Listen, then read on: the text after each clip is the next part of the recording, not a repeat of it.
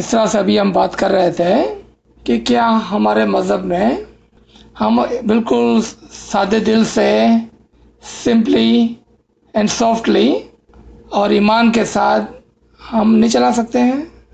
Why do we need knowledge?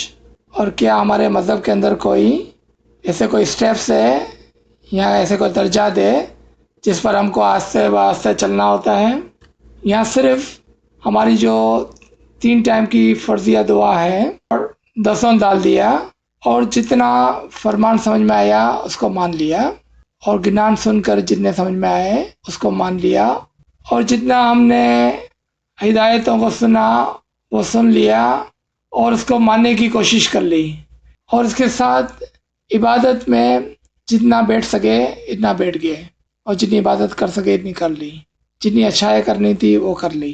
Extra ordinary नेकी के लिए हमने छोटी बड़ी तमाम मजालिस में अपने नाम दर्ज करवा लिए। क्या यही हमारे लिए काफ़ी है या उससे आगे को भी कुछ है? अगर ये बात दुरुस्त है कि इतना ही काफ़ी है तो फिर ये करते करते करते एक दिन हम गुज़र जाएंगे और आखिर में जमात खाने में मुखी साहब हमारे लिए ये दुआ कर देंगे कि या मौला, जो रवानी आपके हुजूर में आई है आप उसको अपने हुजूर में कबूल फरमाए, उनके गुनाहों को माफ़ फरमाए, उनको नूरानी दीदार नसीब फरमाए और उनको असल में वासिल करें। Then what else is there? अब यहाँ पर जो सवाल पैदा होता है वो ये है कि अगर यही कॉन्सेप्ट दुरुस्त है जिस तरह से हमने समझा है और इसके पीछे या इसके आगे और कुछ नहीं, यानी कि जो हम कर रहे हैं वो काफ़ी है और जब आखिर में मुखी साहब हमारे लिए दुआ कर देंगे तो हम असल में वासल हो जाएंगे और इमाम के हुजूर में पहुंच जाएंगे। तो अब सवाल ये पैदा होता है, आप सोचें कि एक और शख्सी मिसाल लें कि जो इस्माइली तो है मगर कभी जमात खाने नहीं आता, ना ही कभी दुआ पढ़ता है, ना ही दसों डालता है और ना ही कोई अच्छे कामों के अंदर हिस्सा लेता है या करता है। लेकिन चूँकि माँ बाप इस्माइली थे उन्होंने अपने बच्चे को भी छाटा दिलवाते हुए इस्माइली बना लिया। अब वो शख्स भी गुजर गया और मैयत के बाद मुखी साहब ने उनके लिए भी जमात के अंदर ये दुआ करी कि या मौला, ये रवानी आपके हुजूर में आई है, आप उसको माफ़ फरमाए, आप उसको अपने नूर से नवाजें, नूर के दीदार दें और असल में वासिल करें। और फिर सलवात पढ़ ली। अब आप सोचें कि एक शख्स जितने सारी ज़िंदगी इस्माइली होने के बावजूद भी कोई ऐसा काम नहीं किया, कोई ऐसा फरमान नहीं माना जो एक इस्माइली होने के नाते से उसको मानना और करना चाहिए था, और उसके बरक्स बाकी की जमात बाकायदा दुआ पढ़ने, दसों डालने के अंदर पक्के, इबादत बंदगी, अच्छे काम और दूसरे जो भी मजालिस वगैरह की तरक्की है उसके अंदर उन्होंने हिस्सा लिया। दोनों के लिए मुखी साहब ने एक ही दुआ की और अगर हमारा यकीन है कि ये दुआ करने के बाद उसकी रूह को निजात मिल गई और वो इमाम के हुजूर में पहुंच गई और उसको नूरानी दीदार हो गया और वो असल में वासिल हो गया, तो आप सोचें कि ये कैसी बात होगी कि एक शख्स सारी ज़िंदगी इतनी मेहनत करे और दूसरा शख्स कुछ भी ना करे और दोनों के रिजल्ट्स एंड डेस्टिनी और आखिरी मकाम एक ही हो। तो फिर क्यों इतने अच्छे काम करने की फ़िक्र में रहते हैं, अपनी रूह की निजात की फ़िक्र में रहते हैं और हर वो काम से परहेज़ करते हैं कि जिसके लिए इमाम ने हमको मना फरमाया है और हर उस काम करने के लिए जिद्दोजहद करते हैं जिसको करने के लिए हमें हुक्म फरमाया गया, जबकि दोनों का आखिरी रिज़ल्ट एक ही है। अगर हम ये बात कहें और मानने कि ये बात दुरुस्त है तो फिर यहाँ पर हमें इमाम की रहमत पर और इमाम के तरीके पर शक होगा کہ امام نے ہمیں فرمایا تھا کہ آپ کی روح کی نجات کی ایک سچی کنجی یہ ہے کہ آپ جماعت میں آئیں اور دعا پڑھیں۔ مذہب کا پایا یہ ہے کہ دسون ڈالیں اور اچھے کام کریں، اور ایک شخص نے یہ سب کچھ کیا اور ایک شخص نے کچھ بھی نہیں کیا، لیکن دونوں کو ایک ہی مقام مل گیا۔ اب آپ ایک دنیا کی مثال کو سوچیں کہ ایک بچہ 26 سال تک اسکول، کالجز اینڈ یونیورسٹیز کے اندر محنت کرتا ہے اور ڈاکٹر کی ڈگری حاصل کرتا ہے، اور ایک بچہ کہتا ہے کہ نہیں، مجھے نہ تو اسکول جانا ہے، نہ کالج جاؤں گا، اور نہ ہی یونیورسٹی میں کوئی محنت کروں گا، لیکن چونکہ میرا بھائی جو 26 سال تک اسکول گیا ہے اور میرا باپ جو پیسے والا ہے، تو مجھے بھی وہی ڈاکٹر کی ڈگری ملنی چاہیے کہ جو میرے باپ کے پیسے خرچ کر کے میرے بھائی نے حاصل کی، یا میرے باپ کی باتیں مانتے ہوئے میرے بھائی نے حاصل کی، وہی ڈگری مجھے بھی ملنی چاہیے۔ تو اگر یہ بات فزیکل ورلڈ میں ناممکن ہے تو پھر یہ بات اسپریچول ورلڈ میں بھی ناممکن ہوگی، کیونکہ یہ ممکن نہیں کہ ایک شخص سب کچھ امام کے فرمان کے مطابق کرے، اس کا صلہ بھی وہی ہو جو کہ ایک آدمی کچھ نہ کرے اس کے برابر۔ یعنی کہ کیا ایک اندھا اور ایک آنکھوں والا برابر ہو سکتا ہے؟ کیا ایک شخص جو پرہیزگار ہے اور ایک شخص جو گناہ گار ہے وہ برابر ہو سکتا ہے؟ ایک شخص جو امام کے فرامین پہ چلے اور ایک شخص جو امام کے فرامین کو بالکل ہی نہ مانے، کیا وہ برابر ہو سکتے ہیں؟ اور ایک شخص جو اتنی محنت کرے، ساری زندگی اپنے امام کے فرمان کے مطابق گزارے، اور ایک آدمی جو اگنورنسی کی زندگی، جہالت کی زندگی، اندھیروں کی زندگی جیے، کیا وہ برابر ہو سکتی ہے؟ میرے دوستوں، ایسا ہرگز نہیں ہے۔ ہر کام کا صلہ اس کے کام کے بعد ملتا ہے۔ اگر کوئی آدمی لیبر کرتا ہے تو آخر میں اس کو اس کا اجر ملتا ہے۔ کوئی آدمی محنت کرتا ہے تو پھر جا کر وہ کچھ کما پاتا ہے۔ اور یہ ہم دیکھیں گے کہ کس طرح سے ہمارے طریقے میں بھی، ہمارے مذہب میں بھی اس کی ایک واضح ریزن یہ سمجھ میں آتا ہے کہ ہم کیوں اس طرح سوچتے ہیں۔ شاید اس کی ریزن یہ ہے کہ ہم سب کو علم نہ ہونے کی وجہ سے ایک سوال جو ہمارے دماغ میں کانسٹنٹلی گھومتا ہے، وہ یہ ہے کہ ہماری روح مرنے کے بعد کہاں جائیں گی، اور اس سوال کا جواب نہ ہونے کی وجہ سے ہم نے ایک آسان درمیان کا طریقہ نکال لیا کہ جب ہم مر جائیں گے ایز اے اسمائلی، اور جب مخی صاحب ہمارے لیے دعا کر دیں گے تو ہم تمام کے تمام امام کے حضور میں، یعنی کہ اصل میں واصل ہو جائیں گے۔ ایک حد تک یہ بات درست ہے، لیکن یہ بات آج بھی درست ہے، مرنے کے بعد نہیں، آج بھی درست ہے۔ کیوں؟ کہ ہم یقین کرتے ہیں اور دن میں 3 بار اس بات کو دہراتے ہیں کہ وَكُلَّ شَيْءٍ أَحْصَيْنَاهُ فِي إِمَامٍ مُبِينٍ، ہر چیز امام مبین میں سموئی ہوئی ہے۔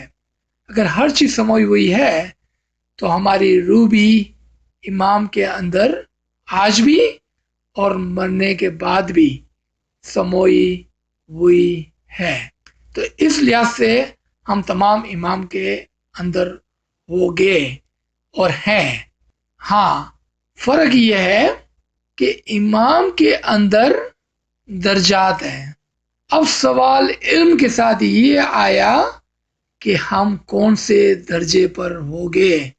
یعنی کہ اگر ہم ایک مثال لیں، اور یہ صرف مثال کے طور پر ہے، کہ امام کے اندر 50,000 سیڑھیاں، سٹیپس، درجات ہیں، تو پھر جب ہم گزر گئے اور جب ہمارے لیے مخی صاحب نے دعا کر لی اور جماعت نے صلوات پڑھ لی، تو ہم اس سیڑھی کے کون سے اسٹیپ پر ہو گئے؟ ہم اس درجات کے اندر کون سے درجات میں ہو گئے؟ اگر سب سے نیچے کا درجہ 1 ہے اور سب سے بلند یعنی کہ امام کی قربت کا درجہ 50,000 پر ہے، تو کیا ہم نے ایسے نیک اعمال کیے ہیں کہ ہم امام کی قربت میں ہو گئے یعنی کہ سیڑھی کے سب سے بلند اسٹیپ پر، یہاں کہ ہم نے کچھ بھی نہیں کیا ہے اور ہم صرف پہلی سیڑھی پر ہو گئے تو امام کے اندر ہی، لیکن بہت ہی نیچے کی سیڑھی پر، یعنی کہ امام کے دیدار سے بہت ہی دور۔ یہ علم سے ہم کو بات سمجھ میں آتی ہے۔ ہر انسان، چاہے وہ اسماعیلی ہو، مسلمان ہو یا نان مسلم ہو، دنیا کا کوئی بھی شخص ہے، تمام کے دل میں یہ بات رہتی ہے کہ مرنے کے بعد ہماری سول، ہماری روح کہاں جائیں گی؟ لیکن اس سوال کا جواب صرف ان لوگوں کے پاس ہے جو امام کے سچے پیروکار ہیں، امام کے سچے ماننے والے ہیں، امام کے علم کو انہوں نے اچھی طرح سے سمجھا ہے۔ اب آپ ایک فرمان کو دیکھیں کہ علم والی روح درجہ بر درجہ بلند ہوتی ہے۔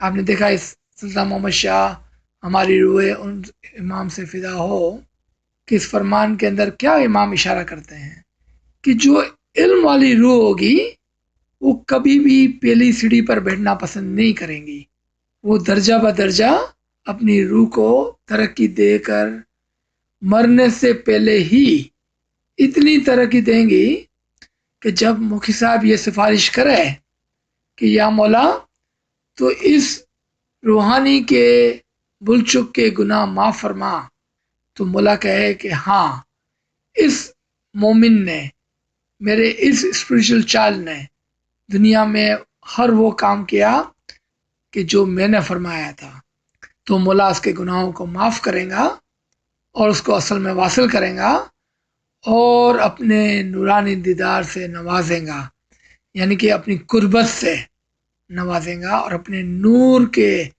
دیدار میں نورانی تالاب کے اندر اپنے نور سے ایک کرے گا، واصل کرے گا۔ کسی شخص نے امام کے فرمان پر نہ چل کر ساری زندگی گزار دی، ضائع کر دی، اندھیروں کے اندر چلتے چلتے اور دنیا کے پیچھے چلتے چلتے، تو پھر اس کے لیے سیڑھیاں تو ہے لیکن نیچے کی کوئی سٹیپ ہوگی، نہ کہ امام کی قربت کے پاس کوئی جگہ۔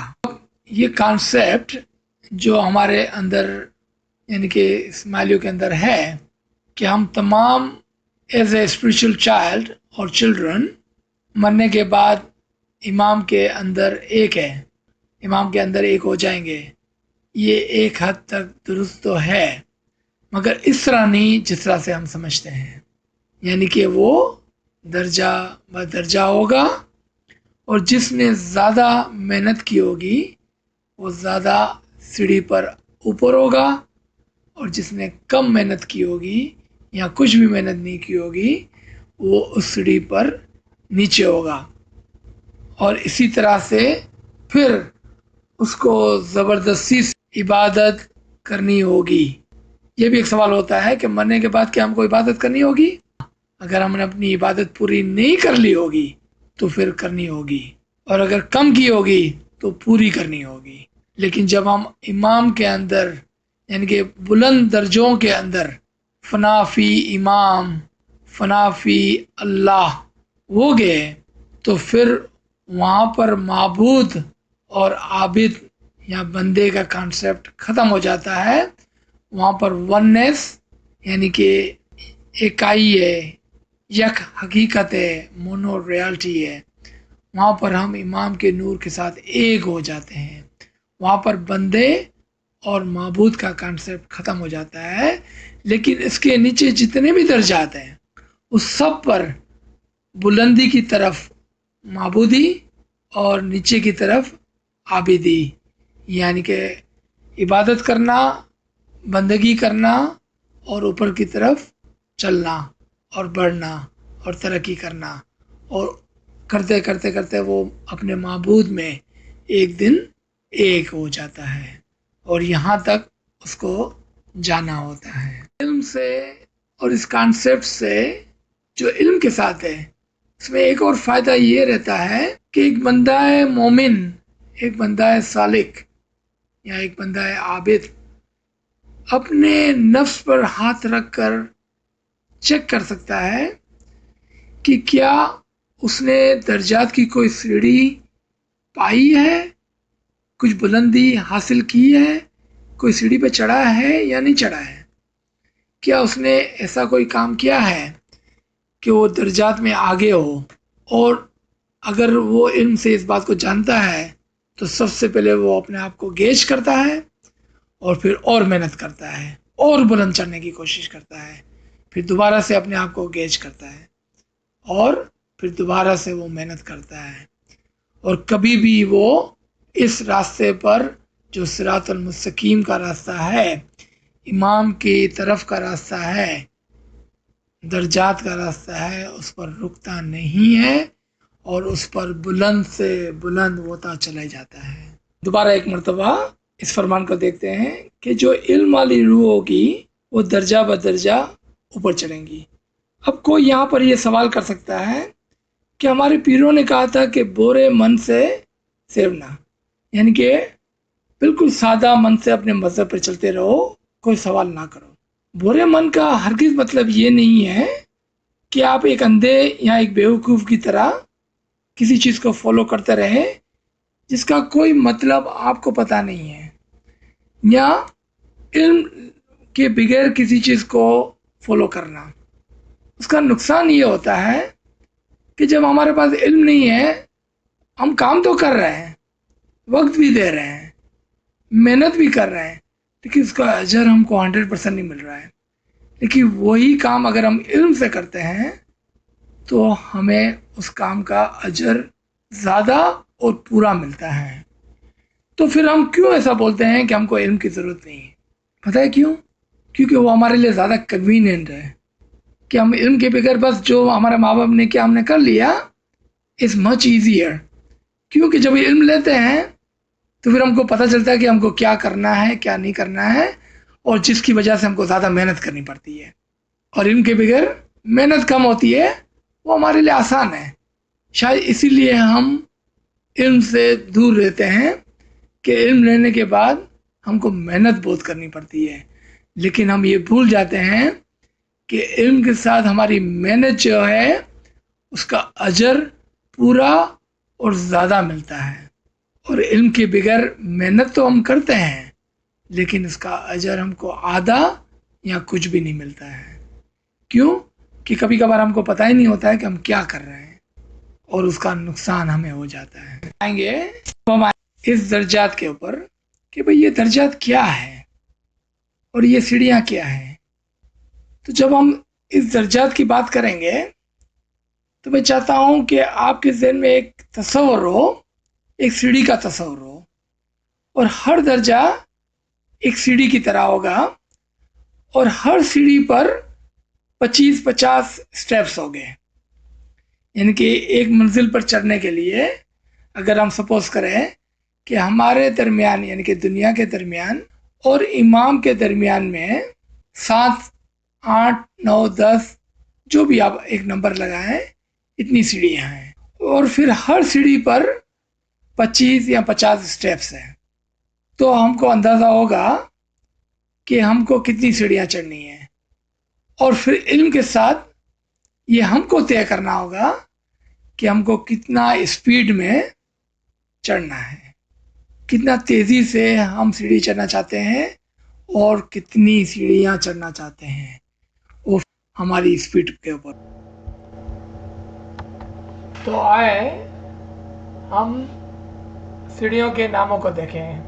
ہمارے دائیوں اور پیروں نے اور اولیاء نے ہمیں ان سیڑھیوں کے نام بتائے ہیں۔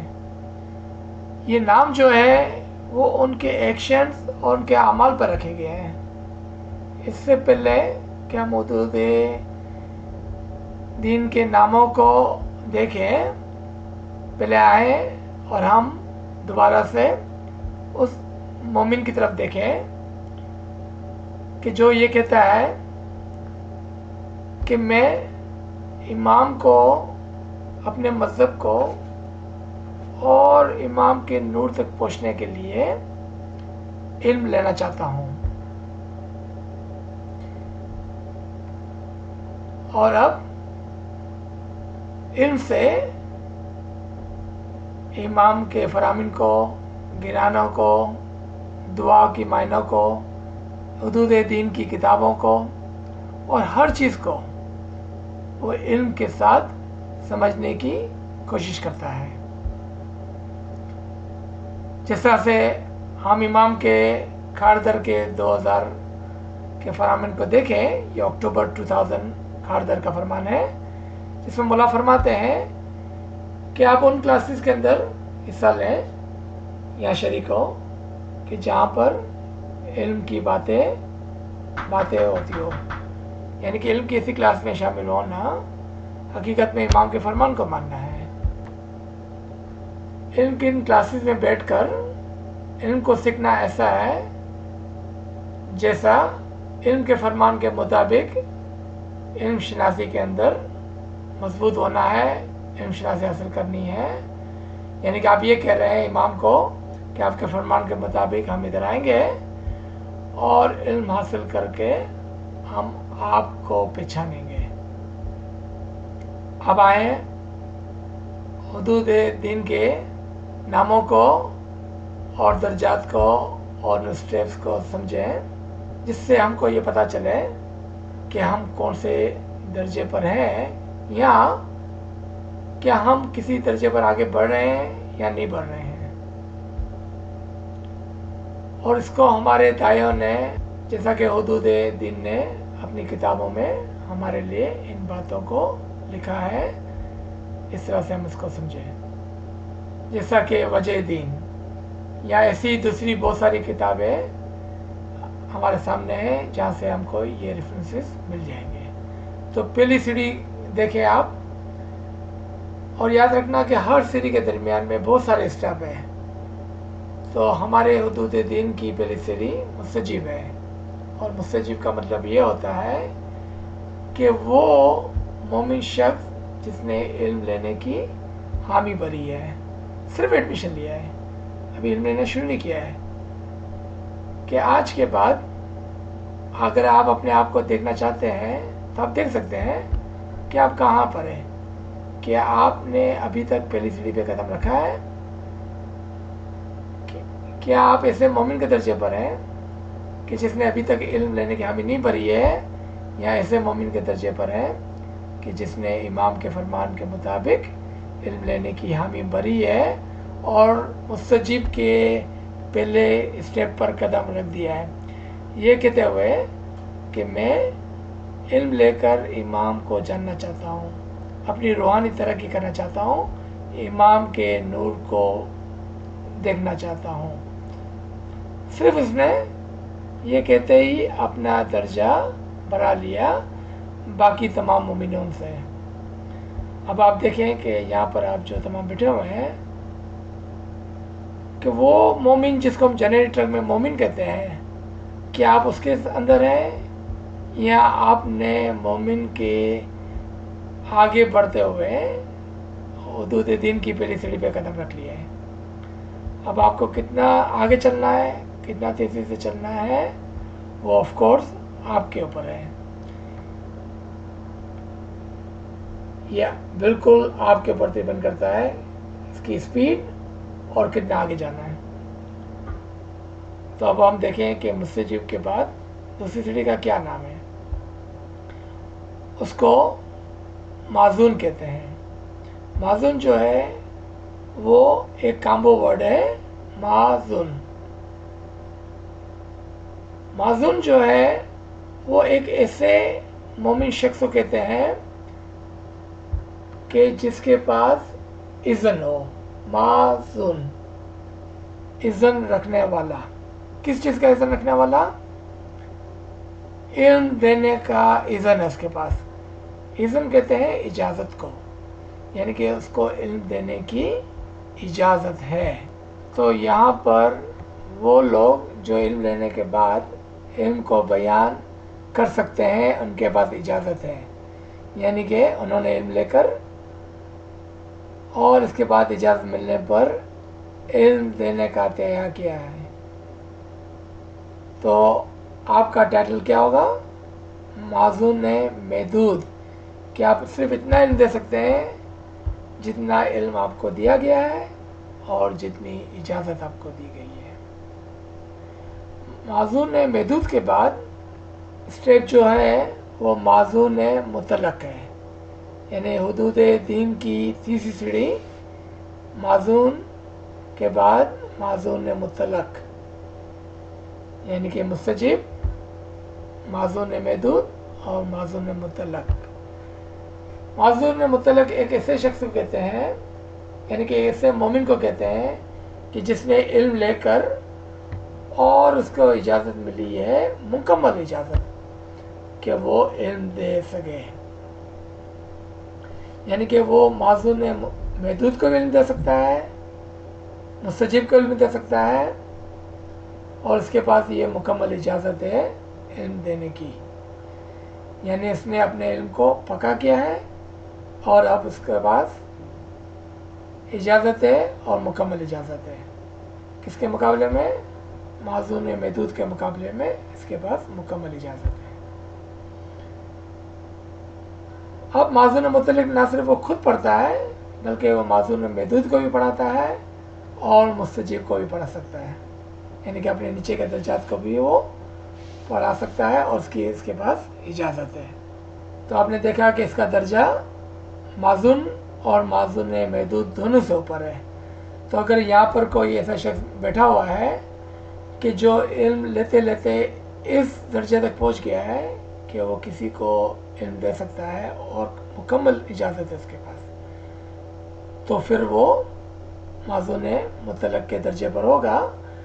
लेकिन वो यहाँ पर खामोशी से बैठकर अब भी इल्म लेता है अपनी आजीज़ी के साथ और नहीं कहता है कि मेरे पास बहुत इल्म है, मुझे इल्म की ज़रूरत नहीं है।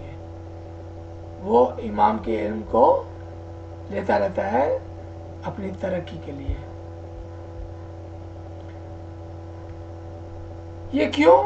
क्योंकि शायद कभी कभार हमें वरी होती है कि हम कहाँ पर हैं, कि हम इतने सालों से इल्म ले रहे हैं, इतने सालों से हम जमात में जा रहे हैं, हम कहाँ पर हैं, हम कहाँ पर पहुँचे हुए हैं, हमको पता नहीं है।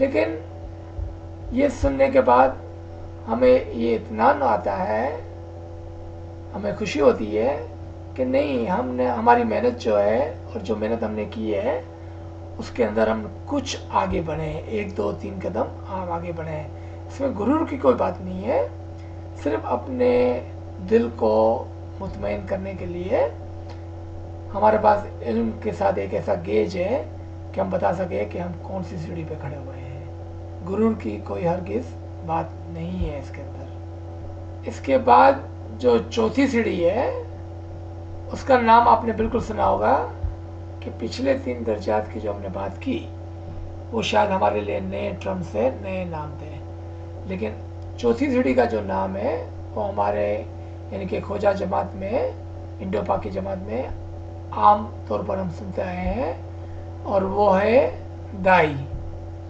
अब यहाँ पर दाई के भी 2 दर्जात होते हैं, दाई महदूद और दाई मुकम्मल।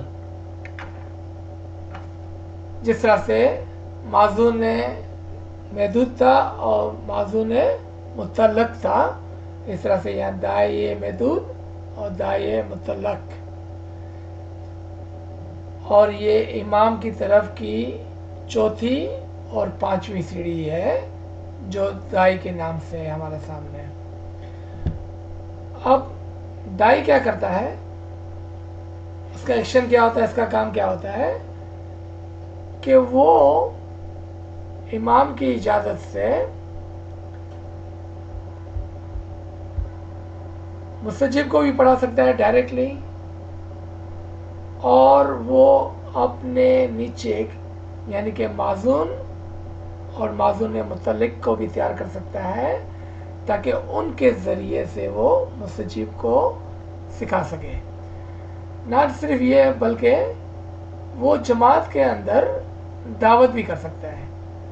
तो आप कहेंगे कि ये कौन सी दावत है, जबकि हमारे जमात करने के अंदर, हमारे तरीके के अंदर कोई दावत नहीं है, क्योंकि हम किसी नए शख्स को इस्माइली बनाने की इजाज़त नहीं है हमारे पास। लेकिन ये इल्म की दावत है, यानी कि वो किसी मोमिन शख्स को कि जिसको वो चाहे कि जो एक अच्छा इस्माइली है, एक मोमिन है, उसको वो इल्म की तरफ दावत दे सकता है। तो यहाँ पर दाई का काम इल्म की तरफ दावत देना है किसी मोमिन शख्स को, اور اس کے ساتھ ساتھ وہ مستجب کو بھی پڑھاتا ہے، معزون کو بھی تیار کرتا ہے تاکہ وہ معزون پھر جا کر اپنے نیچے کے درجات کو پڑھا سکے، علم دے سکے۔ تو یہ دائی کا کام رہتا ہے۔ تو دائی محدود اور دائی مطلق، تو جو دائی مطلق ہے وہ دائی محدود کو بھی علم دے سکتا ہے۔ اب دائی مطلق جو ہے وہ کس سے علم دیتا ہے یہ ہم دیکھیں گے۔ تو یہاں تک ہم نے جتنی بھی بات کی آپ سمجھ گئے ہوگے کہ یہاں پر ہر سیڑھی کا لین دین، اس کا جو ریلیشن شپ ہے وہ علم سے ہے۔ یعنی کہ اگر آپ علم میں نہیں ہیں تو آپ کو ان سیڑھیوں سے کوئی تعلق نہیں ہے، اور نہ ہی ان درجات سے کوئی تعلق ہے، نہ ہی امام کی طرف بڑھنے سے کوئی تعلق ہے۔ صرف یہ ان لوگوں کے لیے ہے کہ جو علم کے اندر آتے ہیں اور علم سیکھنا چاہتے ہیں اور امام کی طرف جانا چاہتے ہیں۔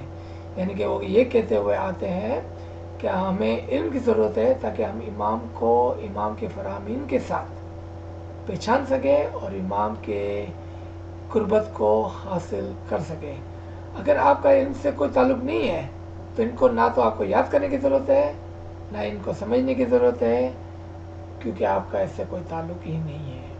یہ صرف ان لوگوں کے لیے ہے کہ جو علم چاہتے ہیں اور علم کے اندر رہ کر روحانیت کے اندر اور امام کی قربت کو حاصل کرنا چاہتے ہیں۔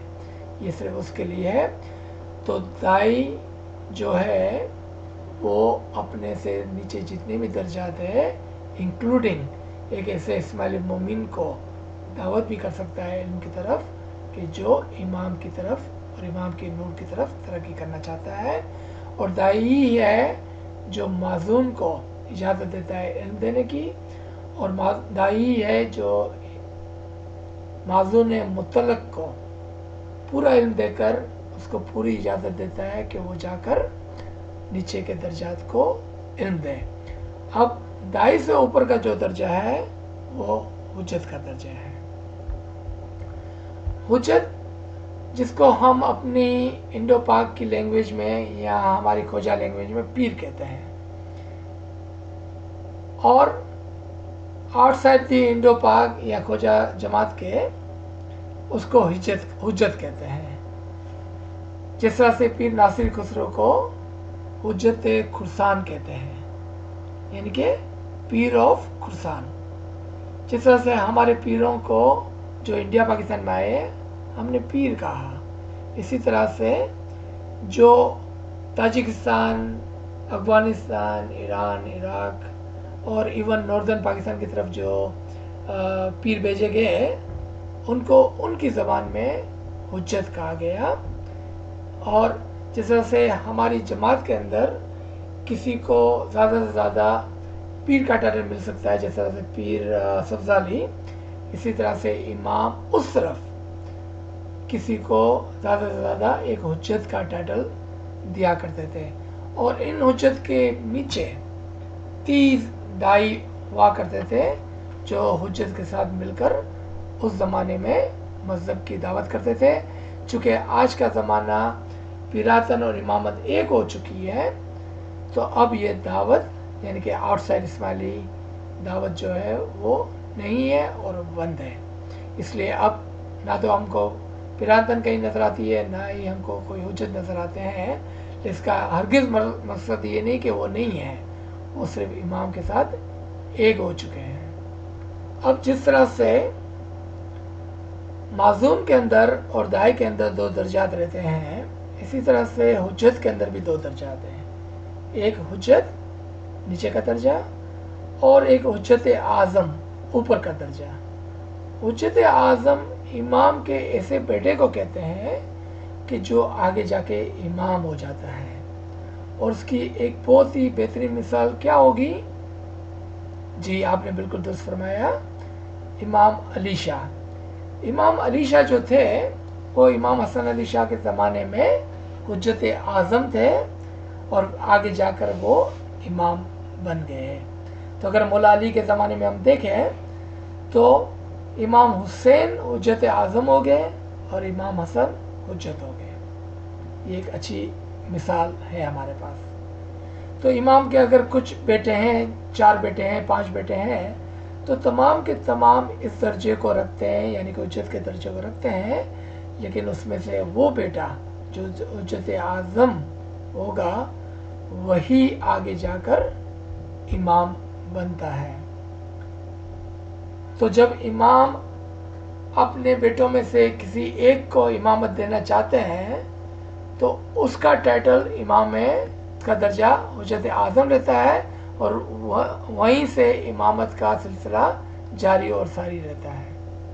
لیکن اگر امام کسی مومن پہ نوازش کرتا ہے تو زیادہ سے زیادہ وہ اس کو پیر یا حجت کا درجہ دیتا ہے، لیکن کبھی بھی وہ حجت اعظم کا درجہ نہیں رکھتا ہے، کیونکہ نہ تو وہ کبھی امام بن سکتا ہے اور نہ ہی اس کو امام بننا ہوتا ہے، اور نہ ہی وہ کبھی امامت کا دعویٰ کرتا ہے. لیکن وہ حجت کے درجے تک پہنچاتا ہے، اور یہ بہت بڑا درجہ ہے سمجھنے والوں کے لیے، کیونکہ حجت امام کے بیٹوں میں سے ہو سکتے ہیں، اور حجت وہ ہوتے ہیں جس کو امام ڈائریکٹلی خود اسم اعظم دے کر علم دیتا ہے. یعنی کہ اب اس کا علم جو ہے وہ کسی سے نہیں مگر امام سے خود سے آ رہا ہے. تو وہ علم جو امام سے آ رہا ہوگا وہ کیسا علم ہوگا، آپ سوچیں. وہ علم جو امام سے آتا ہے وہ کیسا علم ہوگا؟ یہ علم لدنی ہوگا. ایسا علم جو کسی اور کے پاس نہیں ہوگا وہ علم اس کے پاس ہوگا. اتنا بڑا اس کے پاس درجہ ہوتا ہے. اب حجت کے لیے ہمارے حدود دین نے ایک اور ٹرم یوز کی ہے جو ہے باب. باب جس کو ہم دروازہ کہتے ہیں، ڈور کہتے ہیں. باب اس لیے کہا جاتا ہے کیونکہ وہ امام کے نور کی طرف مومنوں کے لیے دروازہ ہوتے ہیں. یعنی کہ امام کے نور تک پہنچنے کے لیے وہ ایک دروازے کا کام کرتے ہیں. اور جو حجت اعظم ہوتا ہے اس کو باب الابواب کہتے ہیں، یعنی کہ دروازوں کا دروازہ. کیوں؟ کیونکہ یہ وہ امام کے بیٹے ہوتے ہیں کہ جو باقی امام کے بیٹوں کے لیے بھی جو دروازے کا کام کرتے ہیں، اور جماعت کے لیے بھی، مومنوں کے لیے بھی، اور مستجیب کے لیے بھی، داعیوں کے لیے بھی، اور تمام انسانیت کے لیے وہ امام کے طرف جانے کا دروازہ بنتے ہیں. یعنی کہ اس سے ہی امام کے نور تک پہنچا جا سکتا ہے. یعنی کہ اس درجے سے گزرنے کے بعد کوئی شخص امام کے نور تک پہنچ جاتا ہے. نہ صرف یہ بلکہ جب امام یعنی کہ پچھلا امام اس بیٹے کے اندر اپنا نور، اپنا اذن، اپنا امر دے دیتا ہے تو امام کا نور اسی دروازے سے لوگوں کے لیے اجاگر ہوتا ہے. سبحان اللہ. امام کا نور اسی بیٹے کے دروازے سے تمام لوگوں کے لیے اجاگر ہوتا ہے، اور یہاں سے ہی مومنوں کا امام کا نور مل جاتا ہے. اور یہ سمجھنا ہمارے لیے بہت ضروری ہے. تو اس ٹرم کو دوبارہ یاد کر لیں، باب اور باب الابواب، دروازوں کا دروازہ، حجت اور حجت اعظم. اب یہ سیکھنے کے بعد ہمیں کیا فائدہ ہوا؟ ہمیں یہ فائدہ ہوا کہ جب ہم ترقی کرتے کرتے اسٹیپ بائی اسٹیپ آگے نکلتے ہیں تو ہمیں ایک اندازہ ہوتا ہے کہ ہم کہاں پر ہیں. علم کے ذریعے سے، یعنی کہ علم الیقین کے ذریعے سے ہم بتا سکتے ہیں کہ ہم کہاں ہیں.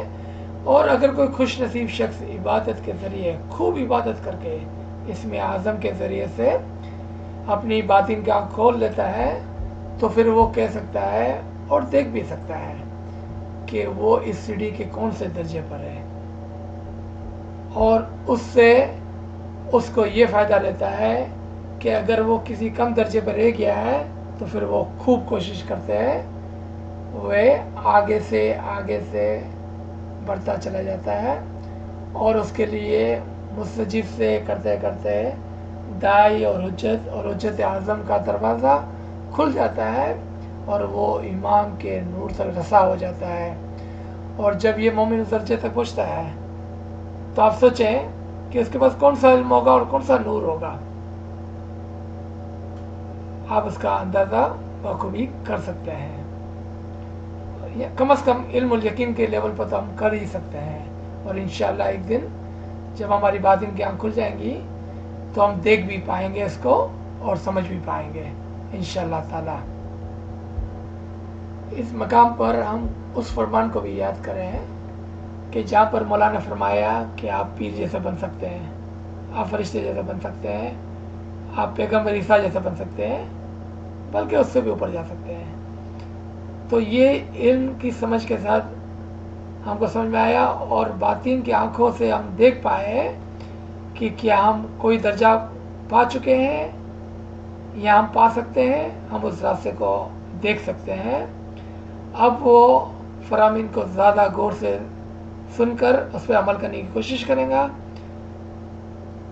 اب جب وہ اپنی آنکھیں کھول دیں گا باطن کی تو آپ سوچ سکتے ہیں کہ وہ کیا دیکھتا ہوگا اور وہ کتنا شادمان ہوگا اس مقام کو پا کر کہ جو ہزاروں لاکھوں دوسرے مومنوں نے نہیں پایا اس نے پا لیا. اور اس کی سمجھ آج شاید ہم کو نہیں ہے کیونکہ آج ہم اس مقام پر نہیں ہیں، لیکن انشاءاللہ علی اللہ ہم پر مہربان ہے. انشاءاللہ وہ چاہیں گا تو ہم بھی ایک دن درجہ بدرجہ اسٹیپ بائی اسٹیپ آگے سے آگے نکل سکتے ہیں. اب یہاں پر ہم آخری بات کرتے چلیں کہ ایک فرمان یاد آیا اور یہی میں آپ کو بتانا چاہتا ہوں اور سمجھانا چاہتا ہوں کہ فرمان کچھ اس طرح سے ہے کہ مومن کی آنکھ سے ڈرنا چاہیے. کیوں کہ ہم کو پتہ نہیں ہے کہ جماعت کے اندر کون ایسا مومن ہے جو کون سا درجہ پا چکا ہے. سپوز کریں کہ جماعت کے اندر آپ کسی شخص کو دیتے ہیں اور آپ اس سے کسی وجہ سے بھی اس کی گلا غیبت کر دیتے ہیں یا اس سے بدتمیزی کر دیتے ہیں، لیکن وہ شخص جو ہے وہ مومن شخص اس درجے پہ پہنچا ہے جو جہاں پر وہ امام کے ساتھ ایک ہے اور امام اس کی آنکھوں سے ہم کو دیکھ رہا ہے. آپ نے سنا ہے نا کہ مومن کی آنکھوں سے خدا ہم کو دیکھتا ہے، امام ہم کو دیکھتا ہے. لیکن چونکہ اس مومن کے سر پر کوئی سنگ نہیں ہے، ہم کو پتہ نہیں ہے کہ یہ مومن شخص کون سے درجے پہ پہنچا ہوا ہے. تو خدا کے واسطے ہم لوگوں کی گلا غیبت، مومن شخص کی گلا غیبت یا جماعت خانے کے اندر یا کسی کے ساتھ بھی بدتمیزی نہ کریں ہرگز. کیونکہ اگر خدا نہ خواستہ وہ شخص جس کے ساتھ ہم یہ کر رہے ہیں وہ اس درجے پہ پہنچا ہوا ہے جہاں پر وہ امام کے ساتھ ایک ہوا ہے. آپ نے یہ حدیث قدسی سنی ہوگی، آپ جانتے ہیں نا حدیث قدسی کیا ہے. حدیث قدسی ایسی آیتوں کو کہتے ہیں، ایسی سوروں کو کہتے ہیں کہ جو حضور صلی اللہ علیہ وسلم پر نازل تو ہوئی تھی لیکن کسی وجہ سے ان کو قرآن کے اندر جگہ نہ ملی. وہ وجوہات الگ ہے، آج کا ٹاپک نہیں ہے ہمارا.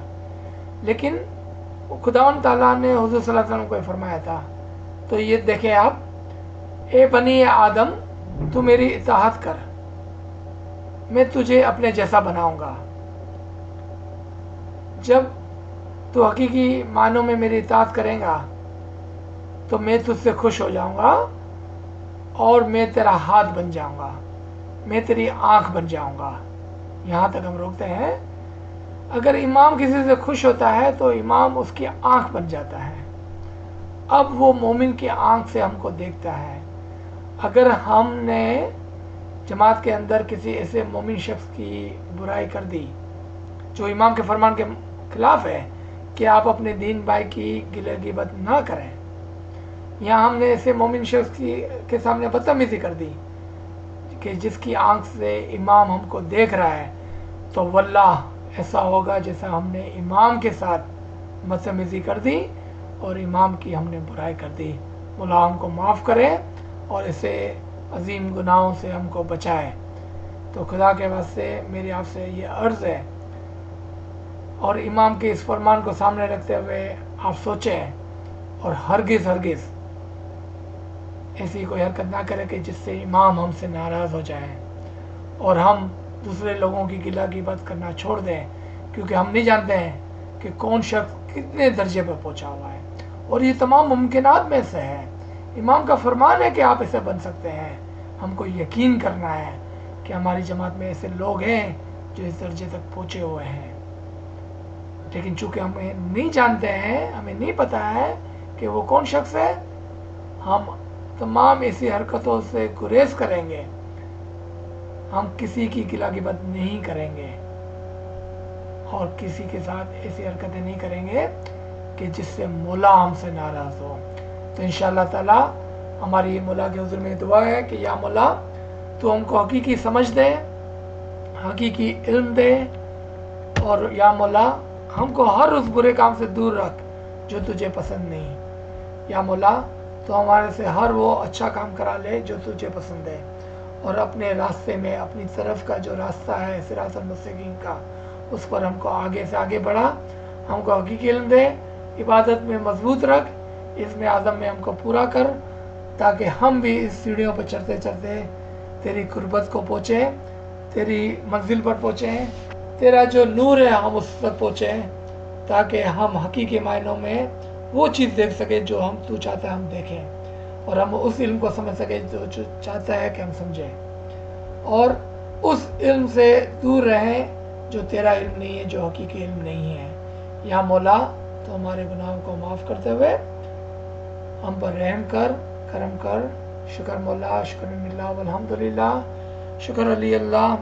नूर मौलाना शाह करीमुल हुसैन आज़री इमाम, पाक व बरतर नाम तेरा ही है मौला। या अली मदद, या अली मदद।